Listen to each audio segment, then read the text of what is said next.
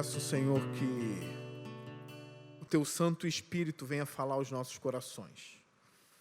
Que a Tua palavra venha nos iluminar, venha nos ensinar, Senhor. E que a Tua palavra nos faça crescer. Essa é a oração. E que tudo seja para a glória de Jesus Cristo. Amém, Senhor. E amém. Meus irmãos, a gente continua caminhando aqui na Epístola de Pedro.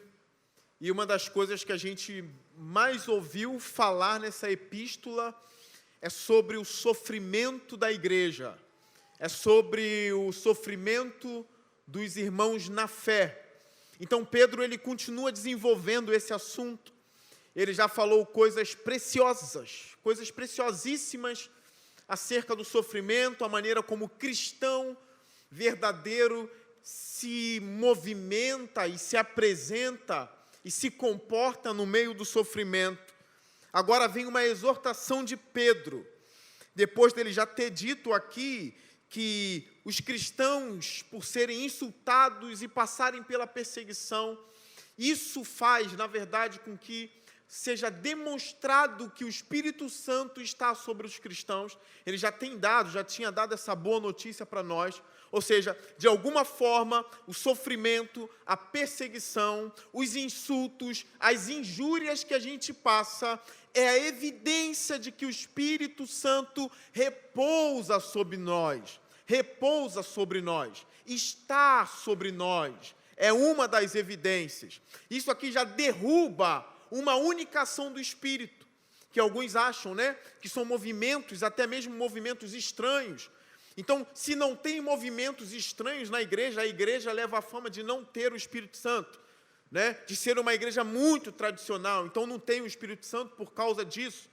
Mas é o que Pedro fala aqui, o que Pedro fala é totalmente diferente. No verso 14, se vocês são insultados por causa do nome de Cristo, felizes são vocês, pois o Espírito da glória, o Espírito de Deus, repousa sobre vocês. Entendem? Se vocês são insultados por Cristo, o Espírito Santo repousa sobre vocês. Então, depois de lhe dar essa boa notícia, ele vem com algumas exortações. Então, ele diz assim no verso 15, se algum de vocês sofre, que não seja como assassino, ladrão, criminoso, ou como quem se intromete em negócios alheios. Ou seja, se sofre, que seja por ser cristão. É isso que Pedro está dizendo. Se você sofre, que o seu sofrimento seja por amor a Deus, seja por estar em Deus e não por outra coisa. Que o seu sofrimento não seja porque você furta. Entende? Que não seja porque você matou alguém, ou porque você quer matar alguém, quer assassinar alguém. Que o seu sofrimento não seja por isso. Se é para ser preso, que seja defendendo as verdades de Deus, e não por ter matado alguém. É isso que Pedro está dizendo. Não sofram como assassino, não sofram como ladrões, sofram sendo cristãos, sofram pela verdade, sofram pelo bem, sofram por Deus. É isso que ele está dizendo aqui, não por qualquer outra coisa. Há poucos dias a gente foi surpreendido, infelizmente, com a live de um pastor. Ele não sabia que estava filmando, então ele foi e agrediu a esposa no momento da live, ao vivo, Ele foi lá, parece que ele deu um tapa na esposa e foi filmado. Aquilo virou um escândalo, não é? E aquele homem sofreu insultos e um monte de coisa, mas ele não sofreu insultos por ser pastor. Ele não sofreu insultos por ser cristão. Ele sofreu insultos por bater na esposa. Nenhum homem deveria agredir a sua mulher, nem com palavras, nem com as mãos, nunca. Deus deu a força ao homem, a gente aprende isso nos princípios bíblicos, para proteger as esposas, para proteger as mulheres, não para agredi-las. Só que esse homem ele foi flagrado, ele foi filmado agredindo a sua esposa com a Bíblia aberta na mesa. E depois que ele agrediu, ele disse: a paz do Senhor, irmãos, vamos começar aqui mais uma live. Mas aquilo ali todo mundo já estava vendo. Depois ele gravou um vídeo se retratando do lado da esposa, pedindo perdão, que alguns acharam meio, não é? Enfim, é outra coisa. Mas não é dessa maneira que a gente deve sofrer os insultos. A gente tem que sofrer os insultos praticando o bem, praticando a palavra de Deus, sendo servo de Deus. Entende? E eu repito aqui o que Pedro disse, é uma exortação para uma comunidade cristã ali, nos seus primórdios. Não sofram sendo um assassino, não sofram sendo ladrão, nem se intrometendo em coisas alheias. A gente não sabe muito bem o que é isso, gente. Os estudiosos se debruçaram, tentaram entender e não descobriram o que isso significa. O que Pedro quis dizer com se intrometer em negócios alheios.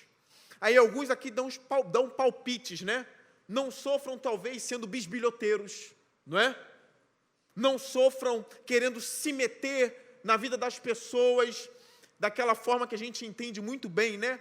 Não é aquele cara que se mete para ajudar, mas é aquele tipo de pessoa que se mete porque adora ver um tumulto, ou adora se meter num problema, ou adora tomar conta da vida dos outros. Pedro está dizendo, não sofra de nenhuma maneira se metendo em negócios alheios. Não sofra dessa forma. A gente tem aqui alguns conselhos ou ordens do apóstolo Paulo em Efésios, no capítulo 4. Eu queria que você lesse comigo, vai aparecer aqui na frente, onde Paulo fala algo parecido com Pedro, a partir do verso 25, Efésios 4, 25. Vamos conferir o que o nosso apóstolo Paulo diz. Algumas lições preciosas estão aqui no capítulo 4 de Efésios, vocês sabiam? Algumas lições preciosas para a nossa vida. Para a nossa vida. O livro de Efésios não fala somente da eleição divina, como alguns gostam de apresentar. O livro de Efésios traz lições preciosas sobre a oração. E aqui sobre a prática cristã. Olha o que ele diz no verso 25.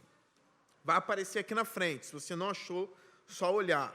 Olha o que diz: portanto, cada um de vocês deve abandonar a mentira e falar a verdade ao seu próximo. Vocês prestaram atenção nisso? Cada um de vocês deve abandonar a mentira. Quando a gente abandona algo, fica um vazio, não fica? A gente precisa preencher esse vazio. E aquele que abandona a mentira, ele não se torna mudo, nem omisso. Ele coloca algo no lugar da mentira, por ser cristão. Então ele passa a fazer o quê? A falar a verdade. Então, cada um de vocês deve abandonar a mentira. Parece coisa bem simples, né? Mas são conselhos e ordens para os cristãos. Paulo e Pedro não estão escrevendo para o mundo. Aprendam isso. São cartas para as igrejas. Não são conselhos para ter uma vida melhor. Aprenda isso. Não são conselhos para subir na vida. Porque não são conselhos para o ímpio, não são conselhos para o mundo. Eles estão mostrando ali como um regenerado, como alguém que nasceu de novo, se comporta. Então são cartas para regenerados, são cartas para a igreja.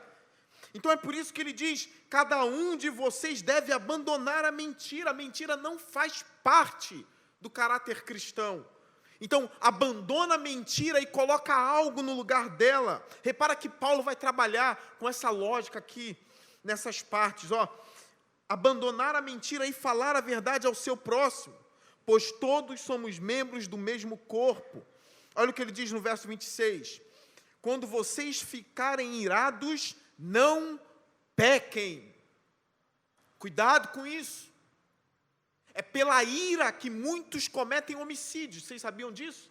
Eu vi um vídeo há pouco tempo se eu não me engano, foi um veterinário. Estava discutindo com um rapaz que estava com a namorada dele do lado no balcão. Alguns aqui devem ter visto esse vídeo. Eu vi esse vídeo e eu fiquei, meu Deus, como assim? Eles começaram a discutir, parece que foi a respeito da nota fiscal, né? Que eu acho que o cliente estava pedindo. Eles discutiram, o veterinário deu a volta no balcão, botou o dedo no rosto do rapaz, o rapaz deu um soco no veterinário, o veterinário se afastou, puxou uma pistola e deu muito tiro no rapaz, ainda pegou na namorada. É a ira. Ele tomou um soco na face, ele não pensou, eu vou matar uma vida, eu vou tirar uma vida agora porque ele me agrediu. Ali acabou com a carreira dele, ele acabou principalmente com a vida de um rapaz. Então a ira, ela é perigosíssima, tome cuidado, leve a sério esses movimentos de ira dentro de vocês, porque isso pode acabar com outras pessoas e com a sua própria vida. É por isso que Pedro está escrevendo lá, não sejam perseguidos ou não sofram por ser assassinos. A ira é um desses impulsos que fazem com que a gente mate uma pessoa, ou xingue, ou agrida uma pessoa. Então, cuidado com a ira. O que Paulo está dizendo aqui é mais ou menos assim, quando você ficar irado, não peque. A ira está aqui no seu peito, está pulsando. Abrace ela, não deixe ela sair. Como se controla a ira? Como não sentir ira? Aí é outra história. Quase impossível não sentir ira. A questão é, não deixe-a sair. Abrace ela, trave ela no seu peito. É assim que se controla a ira, não deixando ela sair de jeito nenhum. É respirando, pensando 10 vezes. Por causa da ira, homens cometeram atrocidades. Então, Paulo dá esse conselho aqui. Quando vocês ficarem irados, não pequem. Aí ele continua, apaziguem a ira antes que o sol se ponha e não deem lugar ao diabo. Algo sério aqui, né? Parece que o diabo, a ira vem ali, é a brecha que ele precisa para fazer com você o que ele fez com Caim, que matou Abel, seu irmão. Não deis lugar ao diabo. Como não dar lugar ao diabo aqui? Apaziguando a ira. Apaziguando a ira. Verso 28, o que furtava, não furte mais. Lembra do que Pedro está dizendo? Pedro disse lá, que não sofra sendo ladrão. E Paulo está dando conselhos aqui. O que furtava, não furte mais, porque na igreja tem disso. Eu não vou pedir para levantar a mão, mas quantos aqui já furtaram? Quantos aqui já tomou algo que não era seu de alguém? Furto. Alguém sentado, você foi lá e pegou, alguém deixou um celular, você foi lá e pegou. Uma mania feia, que vai se tornando cada vez mais um vício. É pecado. Então, Paulo está dizendo para pessoas que estão na igreja, porque as pessoas que estão na igreja fizeram muitas coisas, se arrependeram, creram em Cristo. Então, Paulo está dizendo, não furte mais. Aquele que roubava, não roube mais. E o que é necessário fazer? Não furte mais, antes trabalhe. Você precisa colocar algo no lugar do vazio, entende? Você parou de furtar, ficou um vazio. O que você coloca no lugar? O trabalho. Eu não vou mais furtar. Não vou mais fazer isso, porque agora eu sou cristão. Eu levo um nome em mim. Eu levo um nome em mim, é o nome de Cristo. E Paulo continua, antes trabalhe fazendo algo de útil com as mãos, para que tenham o que repartir com quem estiver em necessidade. E Paulo continua aqui com conselhos preciosíssimos, com ordens preciosas. Então, ele tomava, agora ele trabalha, ele não usa mais as mãos para fazer o mal. Não sofra sendo um ladrão, não sofra sendo alguém que furta, não sofra sendo alguém que mente, não sofra sendo assassino. Se é para passar por algum tipo de sofrimento nessa vida, que seja um sofrimento que vem por sermos de Deus, por sermos cristãos. É isso que a palavra de Deus está dizendo. Voltando lá para Pedro, no capítulo 4, ele diz assim no verso 16, contudo, se sofre como cristão, olha agora esclarecendo, contudo se sofre como cristão, não se envergonhe, mas glorifique a Deus por meio desse nome. Se sofre como cristão. Repara, esse termo cristão não era muito usado naquela época. Começou lá em Antioquia, né? Onde aqueles que serviam a Cristo passaram a ser chamados de cristãos. Virou uma marca. Os seguidores de Cristo são chamados de cristãos. Pedro usa esse termo aqui na epístola dele. Se sofre como cristão. Sabe o que eu vejo hoje? Eu vejo até mesmo de pastores dizendo assim: eu não quero mais ser chamado de cristão. Eu não quero mais ser reconhecido como cristão. Me chame de outra coisa. Mas os cristãos já aprontaram tanto que eu não quero mais ser chamado de cristão. Eu não quero mais ser chamado, aí ele usa um outro termo, né? De evangélico. Me chame de outra coisa. Eu fico pensando, vai ser chamado de quê? Não é? Vai ser chamado de quê? Isso é um termo bíblico. E eu vejo essa ideia sendo difundida por pastores que não são lá boa gente, não. Não são lá boa gente, não. São pastores que muitas vezes se colocam como mais santos do que a própria igreja. Dizendo a igreja evangélica é formada por um bando de burros. Pastores dizendo, a igreja evangélica é nojenta.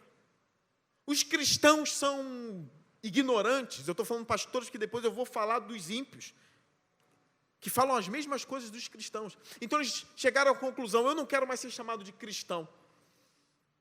Eu não quero mais ser isso. Me chame de outra coisa. A gente não pode ter vergonha disso. A gente tem que lembrar que a gente faz parte disso. Se os cristãos aprontaram muito, a gente está junto. Se a igreja cometeu erro, a gente está junto. Entende?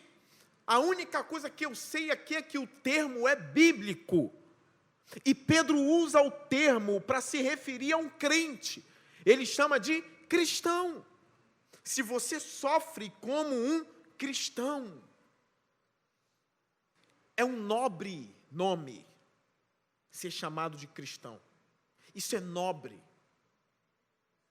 As pessoas acham que é nobre ser chamado de budista, de um monte de coisa, mas não há nada mais nobre do que ser um cristão. Não há nada mais nobre do que levar o nome de Cristo. Pode ser perigoso, mas é nobre. É algo bom. E Pedro, ele continua quando ele diz assim: contudo, se sofre como cristão, não se envergonhe.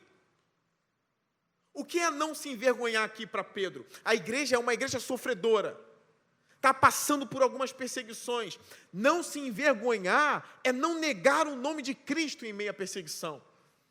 É dizer: eu sou de Cristo mesmo. Eu sou cristão de verdade, eu sim sirvo a Ele. E quem foi nos evangelhos que negou o Cristo? Quem foi que negou o Cristo? Pedro.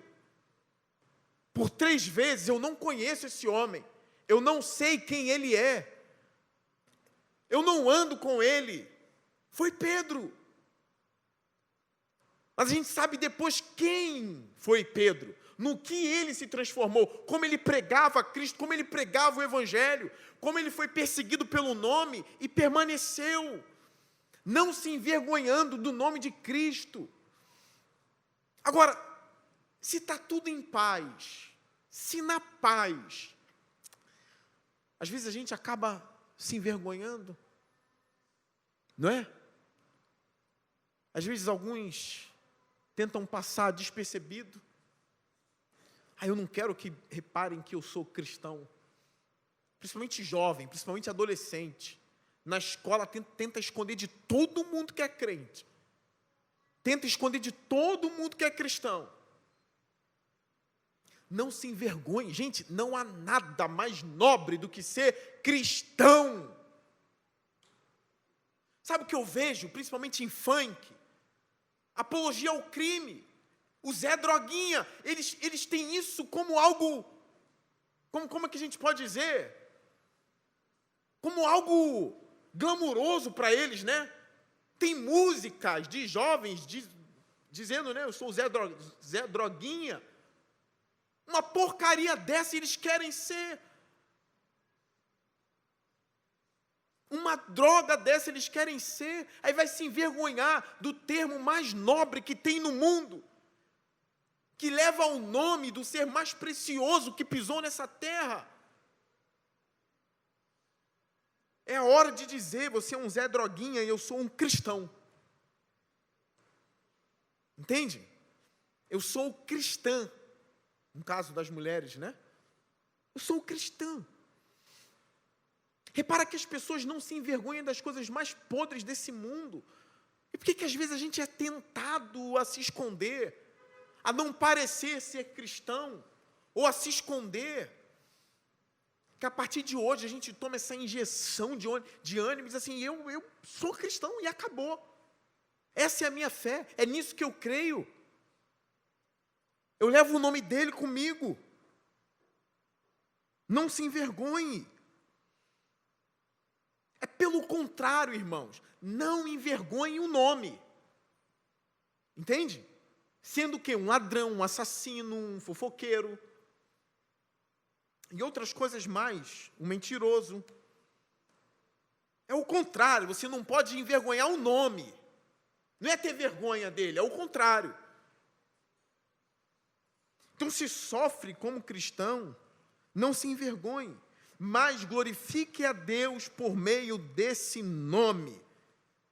É o contrário.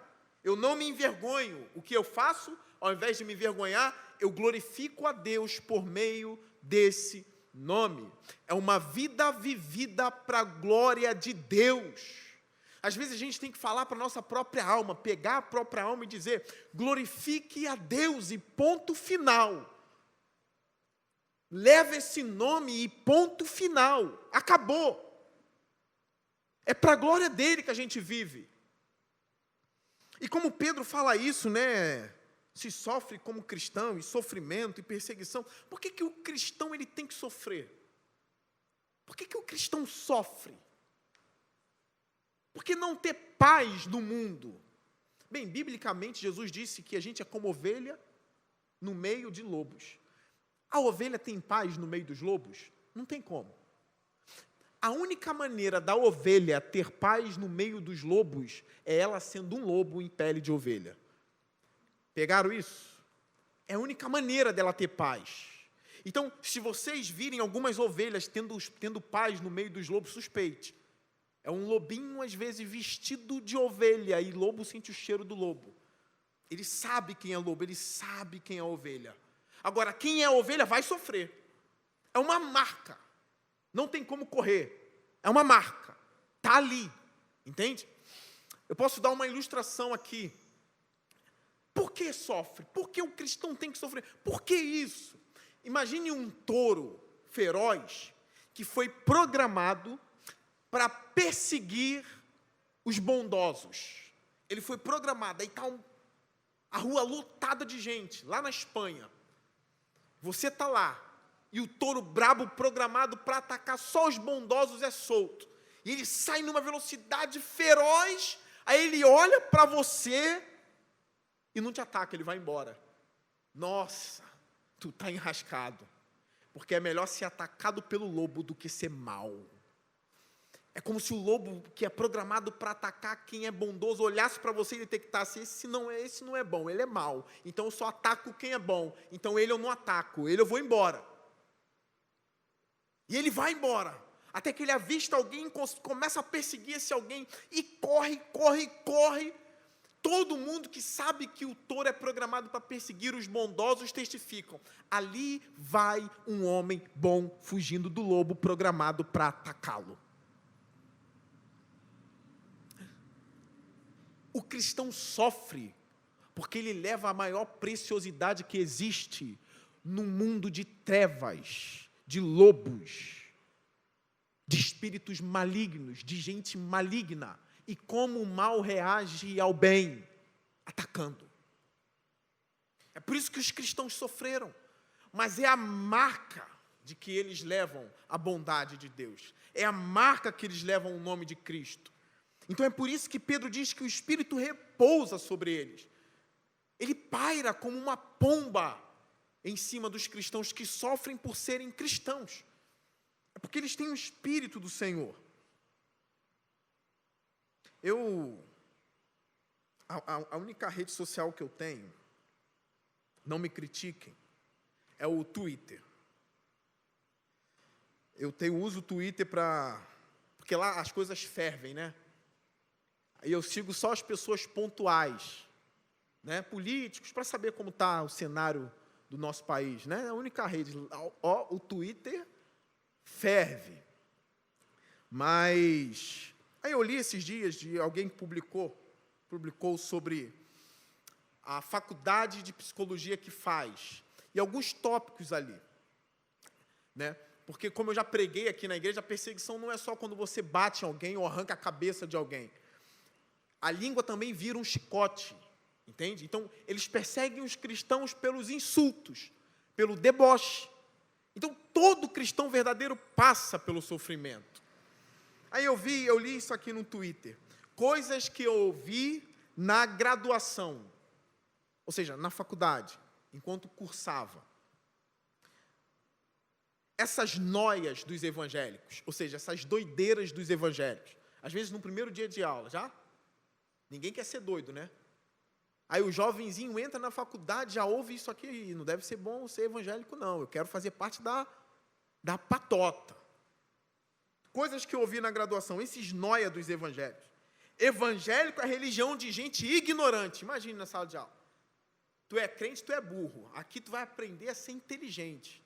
Já toma outra pancada. Cristianismo é muleta psicológica. Ó, uma muleta psicológica. Ou seja, só serve para isso. Não é nada de sobrenatural, não tem nada demais. É só uma muleta psicológica. Você não vai conseguir ser psicólogo e cristão. Olha, aí já pegou pesado, né? Você não vai conseguir ser psicólogo e cristão. Tem que abandonar a fé para ser um bom psicólogo. É gente fina. O que houve aqui? Pronto. Agora a última. Se o paciente é evangélico, isso já agrava o quadro. Você é psicólogo, você está lá no seu consultório. Se o paciente for evangélico, agrava o quadro. Já viu que é, né? É doido, é pirado. E às vezes a gente leva isso numa naturalidade, mas isso aqui é perseguição. É marca. Você entra na universidade sendo atacado simplesmente por ser cristão. Você não bateu em ninguém, você não xingou ninguém, você não fez nada. Você é crente, pronto. Já houve essas coisas. É um ataque à fé por todos os lados. É um ataque brutal. E é o que Pedro está dizendo aqui. Isso aqui já é sofrer por ser cristão. Não é só na faculdade, no colégio, na esquina, no bar. Quantas vezes pessoas já vieram falar para mim e não sabe o que estavam falando no bar? Que pastor é tudo sem vergonha e ladrão. E que crente é tudo trouxa. Tudo trouxa, tudo burro, tudo ignorante. Nesses meios aqui, acadêmicos, diz assim, cristão nunca leu um livro. Uma vez eu vi um comentário de alguém que se diz filósofo, falando de um outro pastor. Ele disse assim do pastor, eu vi aquele pastor num debate e ele disse assim, vocês acham que aquele pastor é um tipo de pastor que só leu um livro na vida? Não, cara, aquele cara lá é um pastor diferente. Assim, é como se ele fosse né? O resto é tudo burro. A filósofo falou, se diz filósofo, né? Aquele não é um pastor que só leu um livro só. Ele é um cara inteligente, muito bem inteligente, articulado, ele é diferente. Infelizmente, né?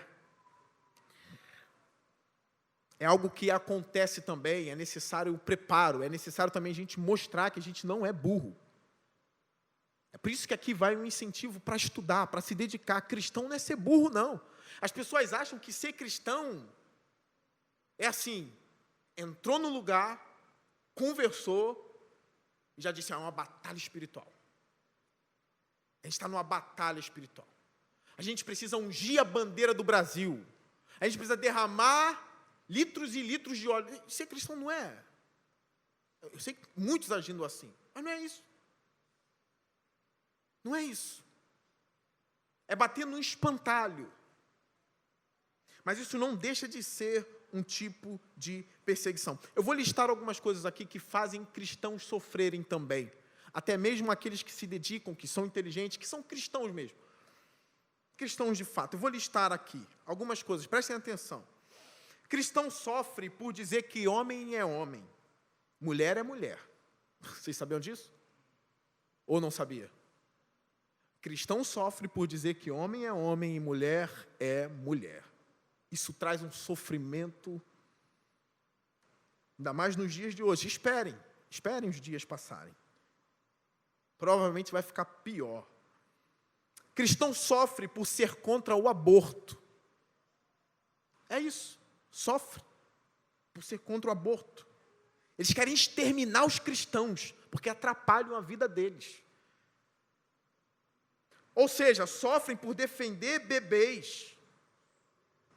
Sofrem por dizer que o homem tem de ser fiel à sua esposa e a esposa fiel ao seu marido. Que menino e menina têm de se guardar para o casamento. Que homossexualismo é pecado, por mais que a gente ame e defenda o direito deles serem o que querem. A gente não vai matar eles por isso, nem tocar neles. A gente só diz que é pecado, porque Deus disse que é pecado. Nossa, isso traz um ódio terrível. A gente deixa eles em paz. Mas a gente também diz que adultério é pecado, que o homem com 2 mulheres está em pecado. Entende? Que mentir é pecado. Que ter vícios é pecado. Mas cristão sofre por isso também. Cristão sofre por pregar que haverá um juízo final e que Jesus vai julgar todos os homens. Isso dá um ódio tremendo neles. É por isso que eles odeiam a gente. E tem mais coisas também que faz com que a gente sofra. Mas eu quero dizer para vocês que a gente sofre por pregar o bem, por defender o bem e dizer aquilo que os nossos olhos estão vendo de fato. Entende? Daqui uns dias a gente vai estar sofrendo, porque a gente vai cismar em bater na tecla que o menino vai ter que ser chamado, sim, de menino, como eu disse, e menina de menina. Não meninix. Meninix. Os doidos são os cristãos agora. Entende? Aí eu leio coisa aqui na universidade, né? Se o paciente for cristão, o quadro... Não. Se o paciente for um desses, aí o quadro está altíssimo, irmão. Ao ponto de dizer meninix, que não pode mais dizer menino nem menina.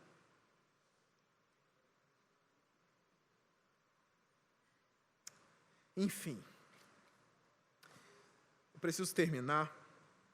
Eu quero lembrar que vocês que Jesus sofreu por fazer o bem.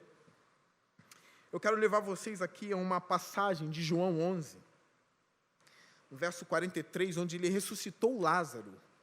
Ele ressuscitou um homem que morreu. Óbvio. João 11, 43, eu vou terminar nesse texto.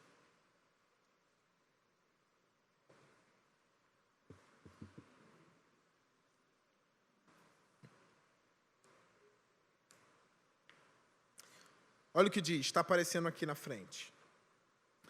Depois de dizer isso, Jesus bradou em alta voz. Olha aqui, está no telão, está aparecendo aqui na frente. Ó.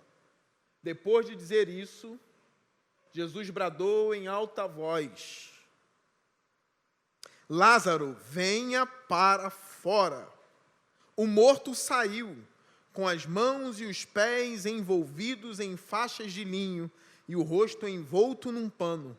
Disse-lhe Jesus: tirem as faixas dele e deixem-no ir. Qual seria a sua reação diante disso? Ele trouxe um morto de volta. 4 dias morto, podre, ele trouxe o cara. Ele deu a vida a um homem morto. Qual seria a sua reação? Glória a Deus, não é? Quem é ele? Quem é ele que ressuscita mortos? É chegar para ele dizer: quem és tu? Qual é o teu nome? Me abençoe, toque em mim, me abraça. Salva a minha vida. Porque eu sou morto espiritualmente, traga a minha vida espiritualmente de volta. Talvez seria essa a sua reação, né? Olha a reação deles lá. Depois de Jesus praticar o bem. Verso 45, alguns até gostaram, a gente vai ler. Verso 45, muitos dos judeus que tinham vindo visitar Maria, vendo o que Jesus fizera, creram nele, óbvio. Mas não para aí. Olha o mais aqui. Mas alguns deles foram contar aos fariseus o que Jesus tinha feito. Então os chefes dos sacerdotes e os fariseus convocaram uma reunião no sinédrio. O que estamos fazendo? Perguntaram eles. Aí está esse homem realizando muitos sinais miraculosos. Se o deixarmos, todos crerão nele. Olha, se o deixarmos, todos crerão nele. Ele está fazendo muito milagre. Incrível, né? Continua. E então os romanos virão e tirarão tanto o nosso lugar, que era o templo, como a nossa nação. Então um deles, chamado Caifás, que naquele ano era o sumo sacerdote, tomou a palavra e disse: nada sabeis, não percebeis que vos é melhor que morra um homem pelo povo, que não pereça toda a nação? Ele não disse isso de si mesmo, mas sendo um sumo sacerdote naquele ano, profetizou que Jesus morreria pela nação judaica, e não somente por aquela nação, mas também pelos filhos de Deus que estão espalhados, para reuni-los num povo. E daquele dia em diante resolveram tirar-lhe a vida. Ele nem sabia, talvez, que estava profetizando isso, que Jesus ia morrer pelo povo mesmo, pelos pecados do povo e de todos os filhos de Deus. Mas o que ele está querendo dizer é melhor mesmo ele morrer do que toda a nação padecer nas mãos dos romanos. Ele está fazendo muito milagre, está ressuscitando morto, trazendo vista aos cegos. O que a gente faz? Mata ele. Entende? É como o touro programado a matar quem faz o bem.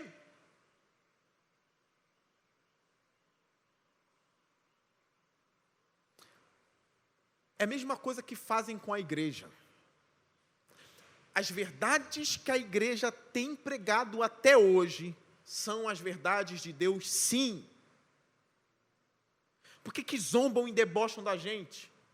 Porque é verdade. A igreja precisa continuar no caminho, defendendo os seus fundamentos, pregando a palavra. Se é pecado, é pecado. Se é verdade, é verdade. Lembrando, é o que Pedro defende aqui. Se sofre como cristão, não se envergonhe, mas glorifique a Deus por meio desse nome. Isso é sofrer por Cristo. Isso não deve trazer desânimo para a gente, não. Isso deve instalar em nós. Se o touro está correndo atrás de mim, glória a Deus, porque eu não sou mau como aquele que o touro ignorou. Se o touro é programado para perseguir o bondoso, aquele que é evitado pelo touro é maligno. É por isso que o cristão precisa dar glória a Deus. Glória a Deus, porque o Espírito Santo repousa sobre mim. Está doendo, mas Ele está comigo. É glorioso saber que Deus está comigo. É a marca de um cristão. Que Deus abençoe vocês e dê ânimo para enfrentar esse mundo, essa vida e essa era, esperando a volta de Cristo. Ser fiel até a morte. Que Deus abençoe vocês e eu quero fazer uma oração. Curva sua cabeça.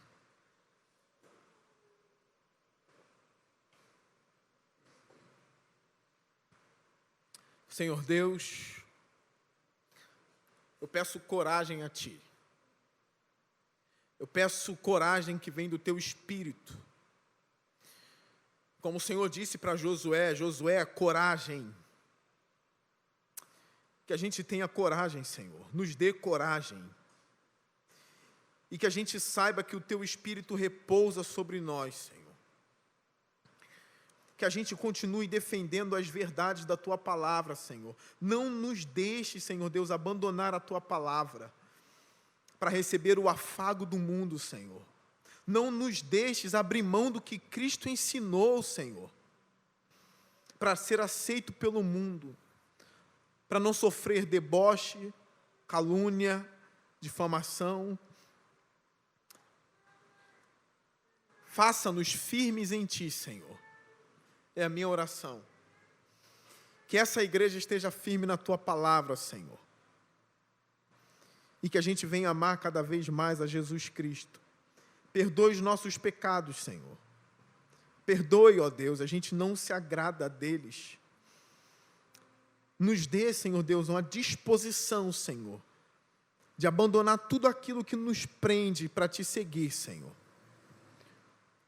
E saber quão nobre é levar o Seu nome.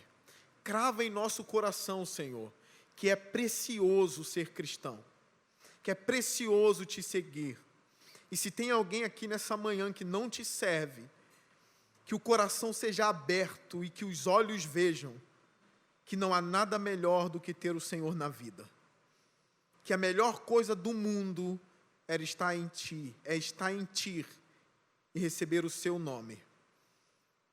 Essa é a minha oração. Essa é a minha oração. Em Cristo. Amém.